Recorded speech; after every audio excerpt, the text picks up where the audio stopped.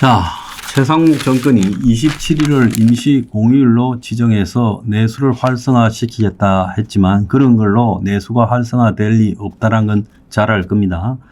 지금 한국 경제가 끝없는 수렁에 빠져들고 있다.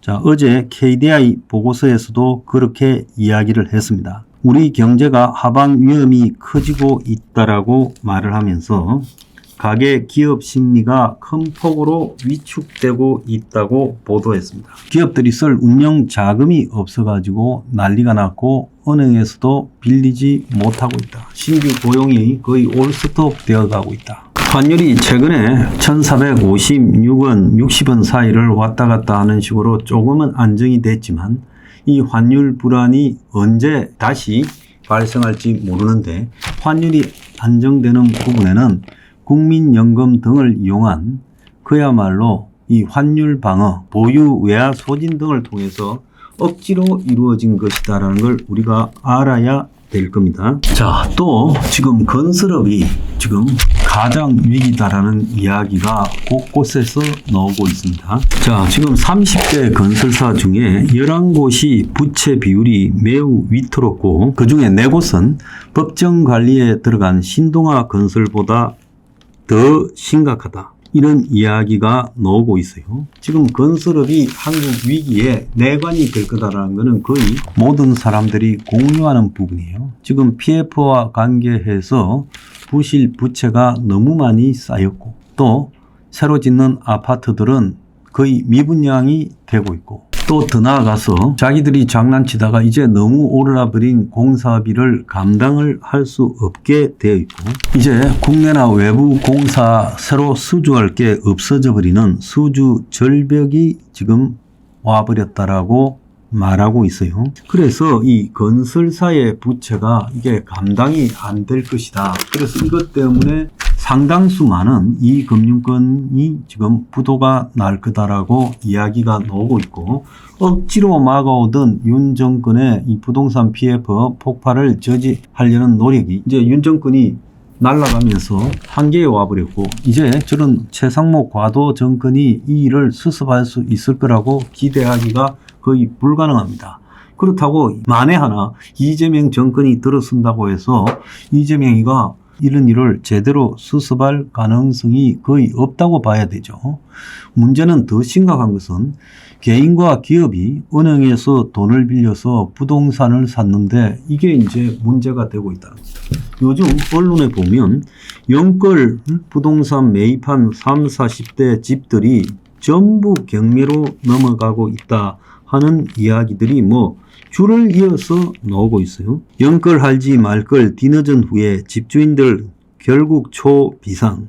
영끌했더니 쓸 돈이 없네. 가게 여윳돈이 6개월 만에 반토막이 났다. 영끌로 사느라 작년 3분기 가게 여윳돈 3.5억 줄어. 집값 내려서라도 빨리 팔아주세요. 영끌족 이자 부담에 노도강 2, 3억씩 빠졌다. 내 집 마련 꿈 이뤘는데 더는 못 버텨. 이자 폭탄에 무너진다. 경매에 넘어간 집 11년 만에 최대. 투자는 무슨 이자 앞발등에 불 떨어진 영끌족. 고금리 못 버틴 영끌족. 결국 경매에 넘어간 아파트 우려. 자, 엄청나게 이런 기사들이 많이 나오고 있어요. 경기 악화, 불안 심리에 아파트 분양 전망 지수 2달째 대폭 하락. 차라리 월세 내고 살래요. 아파트 경매 낙찰가율이 폭락. 서울 아파트 매매 실거래 가격 지수 강남부터 끊겼다. 10억이던 집값이 5억 7천 됐다. 얼어 죽어도 신축이라는 말이 지금 단식이 쏟아지고 있다. 그러니까 신축 아파트도 이렇게 떨어지고 있다는 거예요. 그러다 보니까 서울 시내 일반 아파트 분양도 확 줄어들어 버렸다는 거예요.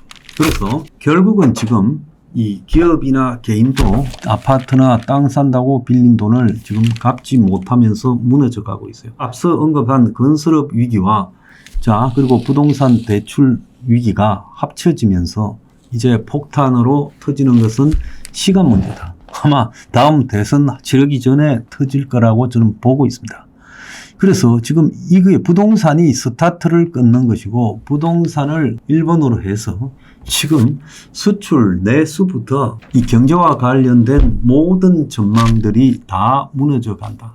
올해 뭐 성장이 0.3%다 마이너스다는 이야기도 나오고 있고 정치적인 혼란이 조기에 수습되지 않는 상황으로 가고 있고 또 좌파 집권이 가시화되면서 기업들의 의욕도 크게 떨어졌고 대기업들이 지금 발발 떨고 있어요. 자, 이런 상황이 지금 한국에서 진행이 되면 앞으로 이 이재명과 민주당은 어떻게 되겠냐. 경제 붕괴 시대에 이재명이가 국민에게 어떻게 비춰질 것인가. 자, 오늘 조금 전에 나온 차기 대통령 접학도, 그러니까 4개 여론조사 회사가 공동으로 발표하는 조사 상당히 신뢰가 있는 데죠. 여기서 이재명 지지율이 31% 나왔다는 거예요. 지금 국민의힘 후보들 지지율이 뭐 한 자릿수 뭐 5% 나왔다 이런 게 중요한 게 아니라 이재명의 지지율이 31% 나왔다는 것은 2016년 박근혜 탈핵 때 문재인 지지보다도 훨씬 못한 거예요. 정당 지지에서도 국민의힘 32, 민주당 36, 수리가 엇비슷하다. 오차 범위 안에 있어요. 자, 이거에 지금 확실히 확인이 되고 있어요. 자, 계엄 후인 지난달 3주차에는 국민의힘 26, 민주당 39였는데